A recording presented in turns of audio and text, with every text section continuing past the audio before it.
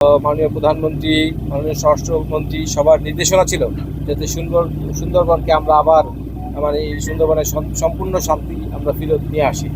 এবং সেই লক্ষ্য সামনে রেখেই আমরা গত দুই আড়াই মাস যাবত আমরা দুইটা অপারেশন পরিচালনা করছি। একটা হলো operation restore piece in Sundarban এবং আরেকটা হলো ম্যানগ্রোভ শিল্ড। এবং এই দুটি অপারেশনের আওতায় আমরা গত 1.5-2 মাসে ব্যাপক সফলতা অর্জন করেছি। আপনারা দেখেছেন যে আমরা সুন্দরবন থেকে প্রায় 39 জন ডাকাতকে আমরা আটক করতে সক্ষম হয়েছি। প্রায় 40-42টার মতো অবৈধ অস্ত্র আমরা উদ্ধার করেছি। ব্যাপক পরিমাণ গোলা বারুদ ওয়াকিটকি সহ মানে বনদস্যু এবং ডাকাতদের যারা যে সমস্ত জিনিস তারা ব্যবহার করে এই সমস্ত অবৈধ কার্যক্রমে, সেগুলোর অনেক কিছু আমরা উদ্ধার করতে সক্ষম হয়েছি। এবং তাদের বিভিন্ন আস্থান আমরা ধ্বংস করতে সক্ষম হয়েছি। এবং কয়েকটা প্রায় একটা বাহিনী সহ আরও কিছু কিছু বাহিনীর লোকজনদেরকে আমরা আত্মসমর্পণ করতে বাধ্য করেছি।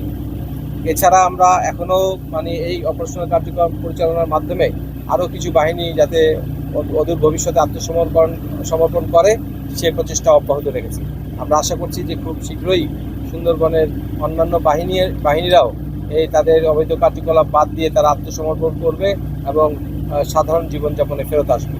সে ধরনের যোগাযোগ আমাদের তাদের সাথে অব্যাহত রয়েছে। তো এই সমস্ত কার্যক্রম করার কারণে কিছু কিছু বাহিনী আছে যারা হয়তো মানে এখানে খুব একটা স্বস্তি বোধ করছে না। এবং এই দস্যু বাহিনীদের কার্যক্রমের মাধ্যমে আমরা জানি যে একটা বড়সড় অবৈধ অর্থনীতি এখানে কার্যকর রয়েছে। এই অবৈধ অর্থনীতির পরিমাণ কিন্তু অনেক বেশি। আমি যতটুকু জানি এটা প্রায় মানে 100 কোটি টাকার কাছাকাছি। তো এখানে বোঝা যাচ্ছে যে আমাদের কার্যক্রমের ফলে কিছু কিছু মানে অসাধু চক্র আছে যারা ব্যাপকভাবে ক্ষতিগ্রস্ত হচ্ছে। এই ক্ষতিগ্রস্ত হওয়ার কারণে তারা চাচ্ছে না যে বাংলাদেশ কোস্টগার্ড এই এলাকাতে মানে তারা যেভাবে সফলতার সাথে আমরা যে কার্যক্রমগুলো চালিয়ে যাচ্ছি সেটা অব্যাহত থাকুক। এবং যারই পরিপ্রেক্ষিতে তারা কিছু ধরনের অপপ্রচার এবং বিভ্রান্তিকর তথ্য বাংলাদেশ কোস্টগার্ডের নামে চালিয়ে যাচ্ছে, যেটা আমরা গত 1.5-2 মাস যাবৎ দেখেছি। তো এই অপপ্রচার এবং বিভ্রান্তিকর তথ্যের মাধ্যমে সেই সমস্ত অসাধু চক্র বাংলাদেশ কোস্টগার্ডের একটি স্টেশনে আপনারা দেখেছেন যে মানে ব্যাপক হামলা এবং ভাঙচুরের কার্যক্রম করেছে, যেটা মোটেই কাম্য নয়। আমাদের জনবলের স্বল্পতা আছে। জনবলের স্বল্পতার কারণে আমরা সবসময় সব জায়গায় ব্যাপক হারে লোকজন আমরা নিয়োজিত রাখতে পারি না। এই সুযোগটা নিয়েই এই সমস্ত দুর্বৃত্তরা কোস্টগার্ডের একটি স্টেশনে হামলা চালিয়েছে এবং ব্যাপক ভাঙচুর করেছে এবং সরকারের সম্পত্তির ব্যাপক ধ্বংস সাধন করেছে, যেটা কোনোভাবেই কাম্য নয়। তাদের উদ্দেশ্য যে তারা কোস্টগার্ডকে দমিয়ে রাখতে চায়, কোস্টগার্ড যাতে যে অপারেশন আমরা পরিচালিত করছি সেটাকে সম্পূর্ণরূপে বন্ধ করে দিতে চায় এবং দেশে যে নৈরাজ্যকর পরিস্থিতি সেটাকে আবার ফিরিয়ে আনতে চায়।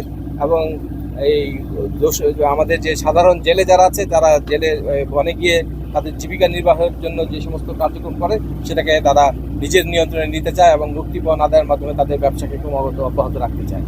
তো আমরা কোনোভাবেই এই পরিস্থিতিকে চালিয়ে যেতে দেব না। কোস্টগার্ড বদ্ধপরিকর। কোস্টগার্ড দেশের জন্য কাজ করে, জনগণের জন্য কাজ করে এবং উন্নয়নের জন্য কাজ করে। সুন্দরবন এটার উপর সারা বিশ্বের নজর আছে।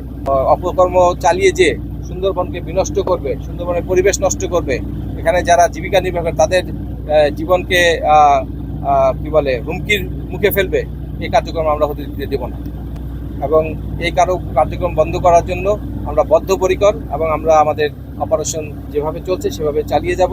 এবং যে কোনো ধরনের দুষ্কৃতিকারী, অপতথ্য প্রচারকারী, বিভ্রান্তিকর তথ্য প্রচারকারী তাদেরকে আমরা সমূলে নির্মূল করবো ইনশাল্লাহ।